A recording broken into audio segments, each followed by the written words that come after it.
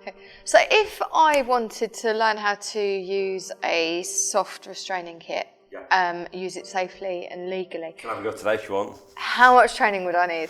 So regards using the kit operationally, people have to know how to restrain in the first place. So we have the SIA in the UK, and there's lots of different versions out there. And the SIA have some basic mandatory training. Now, it's called physical intervention.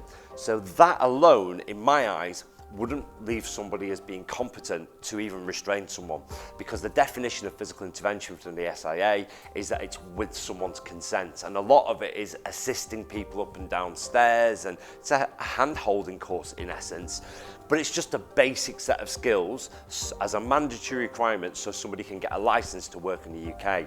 A company would then have to look at extra training to see if somebody could be fit for purpose. For example, driving a car, we all pass our driving test, but if you're going to be a police officer or an ambulance driver, you've got a blue light test, for example. So what I'd say with restraint is people have first got to know how to safely control someone and contain someone. And it's got to be from a reliable training company that gives a vocational qualification, not Joe Blogg's martial arts centre down the road who's taught them some kind of holds. When people can restrain, then they can use the kit. To teach people how to use the kit can be done within a day. Really easy, basic. Show them how it works, talk to them about the safety, the limitations of the kit and things like that. Then it's a good idea for people to workshop.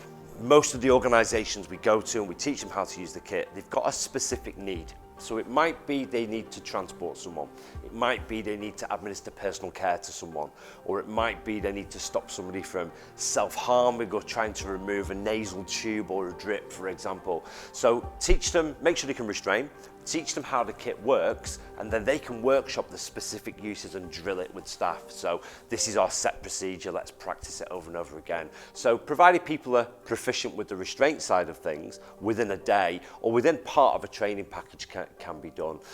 Regards staying on top of your skills, a risk assessment should be done annually. So we say as a minimum, it's a good idea for trainers and staff to have the training.